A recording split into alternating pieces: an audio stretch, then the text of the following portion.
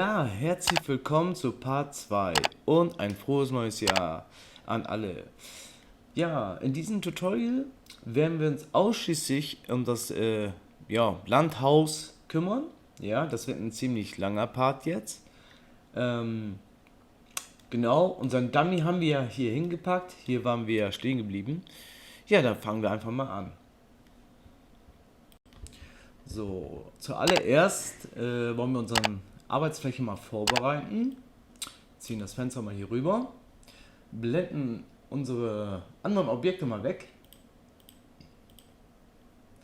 So, hier steht unser Dummy. Und den Dummy blenden wir auch aus. So, unser 3D-Cursor ist schon am richtigen Platz. Ja. Mit Shift A erstellen wir uns einen neuen Cube. Ja. Ist wichtig, dass ihr jetzt in der Host-Kollektion seid. Ja, das muss schon in dieser Kollektion sein, damit wir nichts durcheinander bringen. Okay, so, wir wollen unser Landhaus jetzt hier, unsere Holzhütte erstellen und wir fangen mit dem Fundament an. Also sozusagen verarbeiten wir uns von unten nach oben. Ja, das ist jetzt ein 2 Meter mal 2 Meter Cube.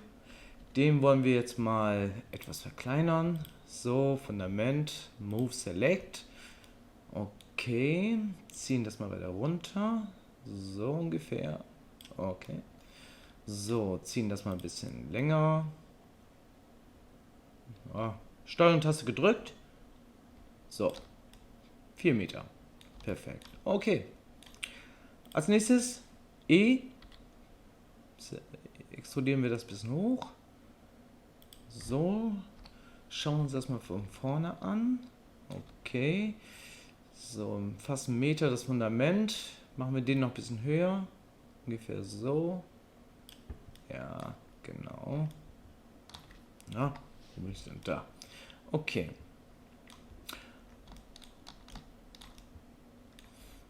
Ich glaube, der ist... Machen wir noch ein bisschen breiter. Machen wir noch ein bisschen breiter. A, alles selektieren. So. Ja, das sieht gut aus. Okay. So. Jetzt selektieren wir diese Fläche hier. P. Separieren das. Also trennen das von dem Cube weg, dass es ein einzelnes Objekt ist. Ja? Den benennen wir jetzt Dach. Das wird nämlich unser Dach werden. Okay. So. Face Select. Extrudieren das. So ungefähr. Ja. Steuerung R. Ziehen wir einen Loop rein. Die beiden Kanten wählen und nach unten ziehen. So. So. Face Select. Diese beiden Flächen extrudieren. So. Dann diese beiden Flächen wählen und nach vorn extrudieren. So. Okay. So, jetzt haben wir so ein Vordach, weil hier möchte ich noch eine kleine Terrasse noch anbringen. Ja. Mit einer Treppe, Terrasse und dann, wie gesagt, haben wir sozusagen so eine kleine, ja, so ein Vordach und mit einer Terrasse runter, ja? Okay, jetzt nehmen wir diese Fläche hier. Wir machen das mal hier auch ein bisschen weiter raus. Moment. Extrudieren. So, kleines Stück. Okay, super. Nehmen jetzt diese Fläche und diese Fläche hier. Und extrudieren das mal raus. Ja. Und ein bisschen runter. So. Und hier genauso. So. Den ein bisschen weniger. So ungefähr. Ja, perfekt. Okay. So, das lassen wir erstmal so. Jetzt gehen wir an unseren Hauswand. Klicken diese Fläche vom Fundament. Extrudieren das nach vorne. So ungefähr. So. Ziehen jetzt einen Loop in der Mitte. Ja, Steuerung R. Oh, ich sehe gerade, ich habe den Screencast vergessen. So. Okay, jetzt haben wir einen Loop gezogen hier. Ja. So, der ist jetzt selektiert. Mit Steuerung B ziehen wir das mal auseinander. So, das wird jetzt unsere Tür werden. Okay. So, Steuerung R, ziehen wir einen Loop noch hier rüber. So ungefähr hier. Und ein, ja, hier. Perfekt. Okay, Steuerung R, hier ein Loop und hier noch eine. So, mit Shift und Alt gedrückt, selektieren wir die beiden Loops hier. Steuerung B wieder. So. Hier noch eins. Ein hier. Und vielleicht ein hier. So, jetzt haben wir auch ein Fenster. Face Select. Selektieren wir diese Flächen. E rein extrudieren. So. So. Sieht das schon mal gut aus. Okay. Als nächstes will ich wir blenden mal jetzt unser Land mal ein hier. So. Okay. So. Es ist ja natürlich wichtig, dass unser Landhaus richtig sitzt. So, und deswegen wollen wir mal anfangen, diese Fläche hier ein bisschen zu sculpten, damit das an unserem Landhaus hier angepasst ist. Wir klicken mal die beiden Flächen hier, also wir klicken nur unser Landhaus und ziehen das mal ein bisschen nach oben. So. Ungefähr hier. So, das sieht ja schon mal gut aus. Okay. Selektieren jetzt unser Land, gehen auf Sculpt. So. Und fangen mal hier an, etwas an der Erde zu arbeiten, ja? So, mit Steuerung Taste gedrückt, ja, nehmen wir ein bisschen hier jetzt was weg. So. Okay, jetzt Shift-Taste, glätten wir das wieder. Hier mit Steuerung wieder wegnehmen.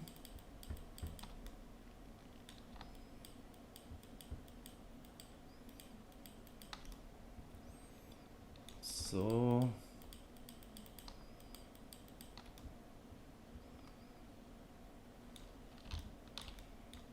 Hier ein bisschen runternehmen. So.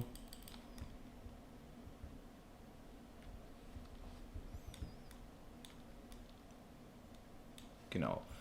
Mit Shift ein bisschen wieder glätten.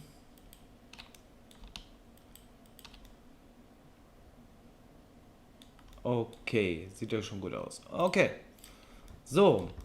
Haus ist jetzt schon mal positioniert. So, jetzt könnten wir unser Land wieder ausblenden. Den brauchen wir erstmal nicht.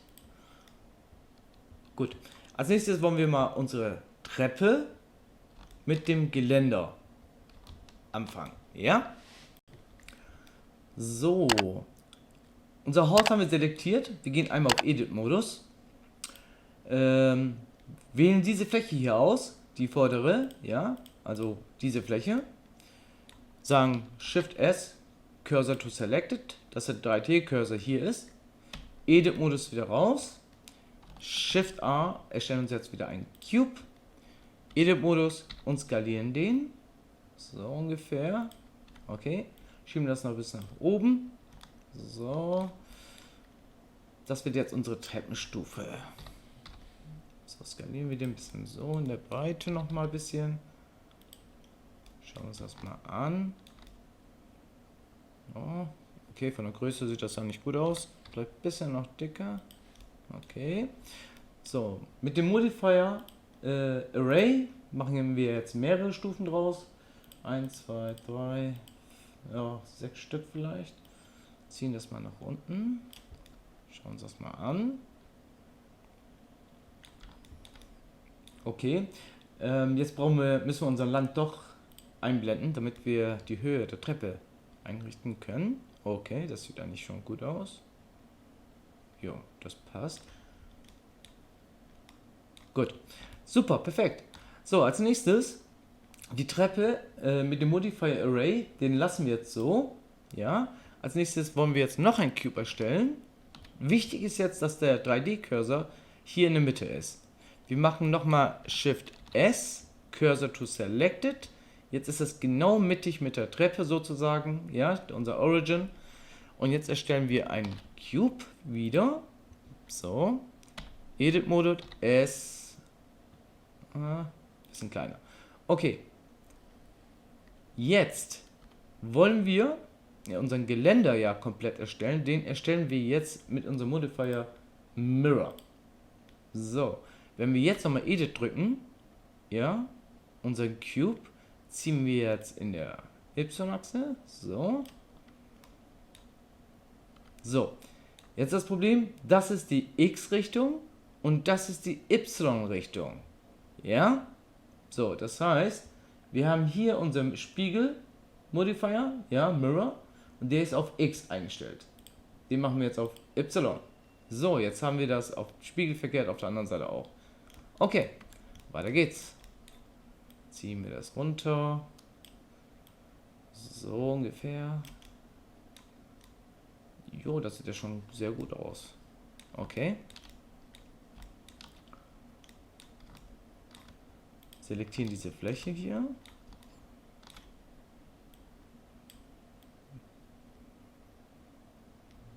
Oder lassen wir so. Okay. Ja, sieht doch gut aus. Okay. So, jetzt haben wir diese Fläche selektiert. Diese vordere Fläche von diesem Balken. Shift D. Die duplizieren wir jetzt. Ziehen das mal nach oben. So, das ist jetzt die Fläche von der unteren. So, und jetzt gehen wir hier ein bisschen näher ran. Okay. RX oder Y meine ich so. Und ziehen das mal. Extrudieren das hier runter. So. Mit L könnt ihr das Objekt dann selektieren. So. Okay. Genau, okay. Vielleicht ein bisschen größer. So. Diese Fläche selektieren. I drücken. First. E und nach oben. Zu viel. So. Okay. Ich glaube, das ist doch etwas zu breit. Wir skalieren den mal. S, Shift, Z. Ja. Jetzt skalieren wir den und schließen die Z-Achse aus. Ja. Also S, Shift, Z. So, und skalieren das mal ein bisschen weiter rein. So. Okay. Vielleicht nochmal in der Z-Richtung. So. Okay. Schieben das ein bisschen wieder rein. Okay, super. So, jetzt wählen wir die Fläche aus und bearbeiten den mal nach oben. Okay. So, mit L selektieren wir jetzt diese ganze Fläche. Shift D, duplizieren wir den und schieben das mal hier rüber. Perfekt. Shift D und ein nochmal hier. So. Sehr schön. Okay, jetzt selektieren wir mit Alt-Taste gedrückt einmal diese Flächen, ja, so, Shift D, so, hier rüber, okay, S, Shift S wieder, skalieren wir nur auf Y- und X-Achse und machen den etwas kleiner. Perfekt, das sieht ja schon gut aus. Okay. Und jetzt, das sind also unsere Geländer, diese Holzstangen, Holzstäbe dazwischen. So, und die duplizieren wir jetzt auch. Shift D, Shift D, Shift D, Shift D, so. Das muss nicht einheitlich aussehen, ja. Wir dürfen nicht vergessen, das ist ein Landhaus und hier ist keine Ingenieurarbeit drin. Wir arbeiten nicht auf Millimeter genau. Ja. Das sollte schon ein bisschen realistisch, naturbelassen sein. Shift D. So. Okay. Shift D. So. Shift D. Shift D. Shift D. Shift D. So. Perfekt. Sieht ja schon eigentlich gut aus. Die Höhe sieht auch gut aus. Okay. So, jetzt nehmen wir diese Fläche hier Ja, diese Fläche und diese Fläche. So, jetzt haben wir die oberen Flächen von unseren Geländergroßen selektiert. Extrudieren das.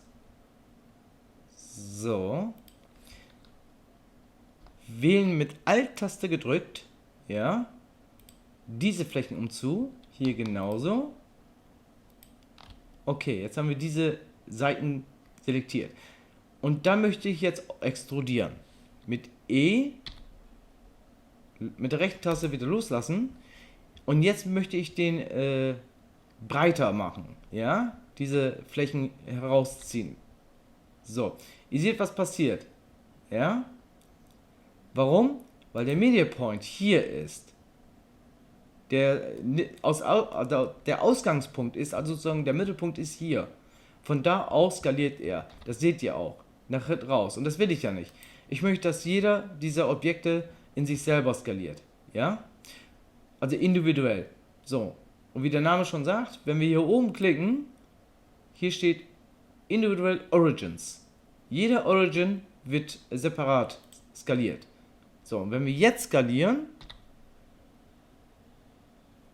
so läuft das richtig, so jetzt wird das separat skaliert. Jeder auf seinen eigenen Ausgangspunkt von Objekt. So, aber ich möchte, der skaliert immer noch falsch.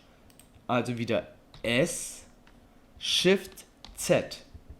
So, und jetzt mit S haben wir eine vernünftige Skalierung nach draußen. Perfekt. Sieht ja schon gut aus. Okay, mit Steuerung Plus wählen wir noch diese Fläche. Ja, die inneren Flächen hier. Und selektieren nochmal diese beiden. 3, besser gesagt. Und ziehen das mal ein bisschen weiter runter. So ungefähr. Okay, perfekt. So, jetzt selektieren wir. Wir können übrigens hier schon mal wieder umschalten auf Media Point. Ja, das ist der Standardeinrichtung hier, also Standardeinstellung. Media Point. Das ist der Media Point. So, jetzt hier nochmal I. So. Okay. Extrudieren das raus. Ziehen das hier durch. So. Jetzt hier. Ups, verschoben. Jetzt hier nochmal I. Und extrudieren das hier rüber. So. Okay, perfekt. So, jetzt selektieren wir. Alt-Taste gedrückt, wieder diese Fläche. Shift D, duplizieren das und schieben das mal nach unten. So. Gut, ich sehe, jetzt sind die Häuptlinge etwas zu kurz geraten. Aber ist überhaupt nicht schlimm. Wir nehmen jetzt Add Select. Alt-Taste gedrückt. Und selektieren alle mal an und ziehen das rein. So, okay. So, jetzt wählen wir mal Face Select und wählen jetzt diese Fläche mal hier umzu aus, mit Alt-Taste gedrückt, Shift D und ziehen das mal. Machen wir ein bisschen weiter runter. So, ihr seht, ich mache das extra. Ich möchte nicht komplett hier einheitlich arbeiten. Wir werden noch was anderes machen, aber das erzähle ich auch gleich. Hier genauso, die unteren Kanten wählen und nach unten ziehen. So, sieht das schon mal gut aus, finde ich. Super, perfekt. So, als nächstes möchte ich, dass natürlich dieser Vordach muss ja gestützt sein. Da werden wir jetzt eine Holzkonstruktion hier untersetzen und dann werden die mit dem Gelände sozusagen verbunden. Ja, damit fangen wir jetzt einfach an. Wir haben jetzt unseren 3D-Cursor immer noch in der Mitte, das ist auch gut so. Jetzt erstellen wir einfach. Aber bevor wir das machen, jetzt haben wir hier unsere Hauskollektion. Hier ist ja alles drin. Unsere Hauswand, Gelände und so weiter. Und damit wir nicht wieder suchen müssen, gehen wir auf Hauskollektion, ja, New Collection, erstellen uns eine neue Kollektion. So, den benennen wir jetzt Geländer, Treppe, so. Okay, jetzt haben wir, selektieren jetzt unsere Geländer, das ist ja eine Einheit hier, den schieben wir jetzt hier mal rein. So, dann haben wir unsere Treppe hier, den schieben wir jetzt auch mal hier rein. So, jetzt haben wir ein bisschen Ordnung hier. So, das ist unsere Hauswand. So, Ordnung ist alles. Okay, gut, jetzt haben wir das. Jetzt gehört das ja noch zum Dach. Ja, trotzdem Hauskollektion. New. Dach. So, und den ziehen wir auch hier mit rein. Okay. So. Jetzt ist unser 3D-Cursor immer noch hier in der Mitte. Ist auch gut so. Jetzt wählen wir unseren Dach aus. Ja, das ist jetzt unser Dach. Und in diesen Dachkollektion erstellen wir jetzt unseren Cube. Perfekt. Edit-Modus. S runter. So, und jetzt schieben wir das mal nach oben. So. Okay. So, Edit-Modus. Und jetzt schieben wir den in der Y-Achse in die Richtung. In Edit-Modus. Sehr wichtig, dass der Origin hier in der Mitte bleibt. Ja, okay. So. Wieder raus. Und jetzt nutzen wir hier wieder unseren Mirror Modifier. Und dann X weg und Y. Perfekt. Okay. Diese Fläche hier löschen wir. Die brauchen wir nicht. Die sehen wir ja nicht. So, die wird jetzt gelöscht. So, jetzt wählen wir diese Kanten aus. Ja. Und die wollen wir jetzt verbinden. Ja, so geht es noch nicht. Seht ihr das? Das geht noch nicht. Wir wollen das aber, dass es zu einem Objekt wird. Ja, das machen wir mit Clipping. Dieser Funktion hier. Wenn wir diese hier jetzt, diesen Haken setzen, schieben wir es jetzt nochmal zusammen. Watch, jetzt ist das gesnappt sozusagen. Ja, jetzt können wir es auch nicht mehr rausziehen. Geht nicht mehr. Okay. So, als nächstes gehen wir mal jetzt hier rüber. So, schieben das Teil mal komplett nach oben. Ja. So, okay. Auf jeden Fall ist das... skalieren wir den ein bisschen. So. Bisschen nach vorne. Doch, das sieht... bisschen... Okay. So, perfekt. Okay. Jetzt ziehen wir den nach unten. So, ziehen das mal ein bisschen weiter raus, dass es mit dem Dach von der Länge ungefähr passt. So ungefähr.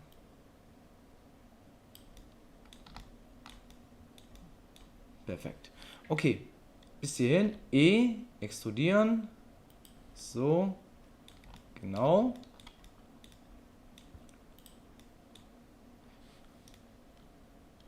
Das sieht eigentlich schon mal gut aus. Okay, jetzt nehmen wir hier diesen Fläche hier vom Geländer und ziehen das einfach mal nach oben. So, nach oben ziehen. Okay. So, jetzt sehen wir natürlich, das passt nicht, also ziehen wir das mal rüber. So ungefähr. So. Das sieht ja schon richtig gut aus, finde ich. Okay. So, jetzt haben wir diese Fläche, ja, die wir raus extrudiert haben von unseren Holzbalken hier. Okay, und diese Fläche. Diese beiden Flächen nehmen wir jetzt und drücken jetzt I. So, jetzt haben wir auf beiden Seiten dieselbe Größe. Nehmen jetzt diese Fläche, extrudieren das mal raus. So. Hier auch, extrudieren das raus. So. Genau, das sieht gut aus. Ja, was könnten wir noch machen? Wir könnten eigentlich hier vielleicht einen Querbalken noch setzen. Ja, okay. So machen wir das eigentlich auch. Erstellen jetzt einfach mal einen Cube. Genau. Der ist jetzt hier in der Mitte. Skalieren wir den einfach. So. Ziehen das mal ein bisschen runter. Und dann in der Y-Richtung. So.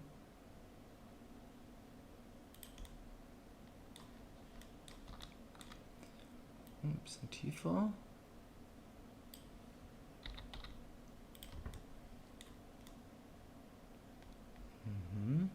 Okay.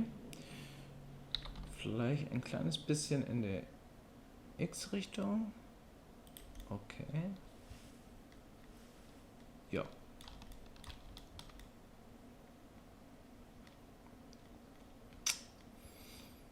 Okay. Ja. Genau. Jetzt könnten wir eigentlich hier noch den Balken mit dem hier verbinden. Genau, das machen wir jetzt auch. Hier ist ja schon unsere Fläche. Extrudieren das nach oben. Ja. Bis hierhin. Skalieren. Nach oben.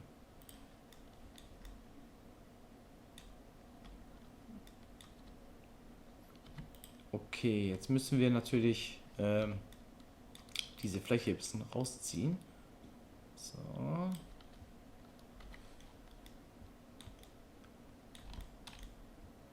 So. Ja, perfekt. Sieht das schon mal sehr schön aus, finde ich. So, unser Geländer ist halbwegs fertig. Im Laufe des Tutorials kann sich vielleicht wahrscheinlich noch was ändern oder kommt vielleicht noch eine andere Idee noch dazu. Aber so weit, so gut. Ne? Okay. Alles klar. Okay, jetzt haben wir hier unseren langen Dach hier. Da müssen wir natürlich auch ein paar Stützen, Holzbalken noch runtersetzen. Das machen wir jetzt auch mal gleich. Wie könnten wir das jetzt am besten rüberstellen? Jetzt haben wir hier unseren Dach. Wir bleiben dabei. Ich bleibe bei der Hauskollektion. Ja. So. Wähle unser Dach mal aus. Gehe auf Edit. Wähle diese Fläche hier aus.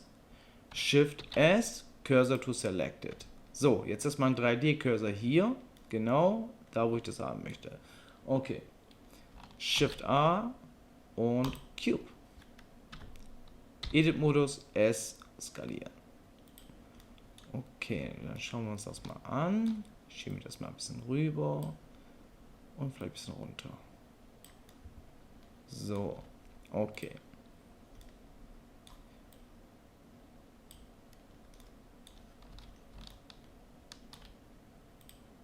So, ein bisschen rüber.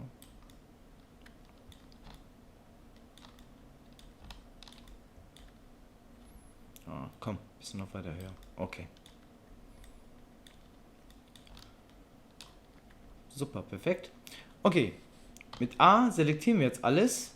Shift D, duplizieren das und rotieren das einfach mal auf der X-Achse.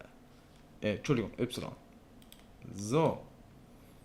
Ziehen das mal weiter runter und skalieren das mal schön. So. So. Ein hier.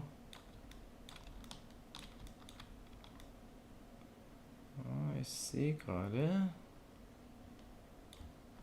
S, Shift Z. Bisschen breiter.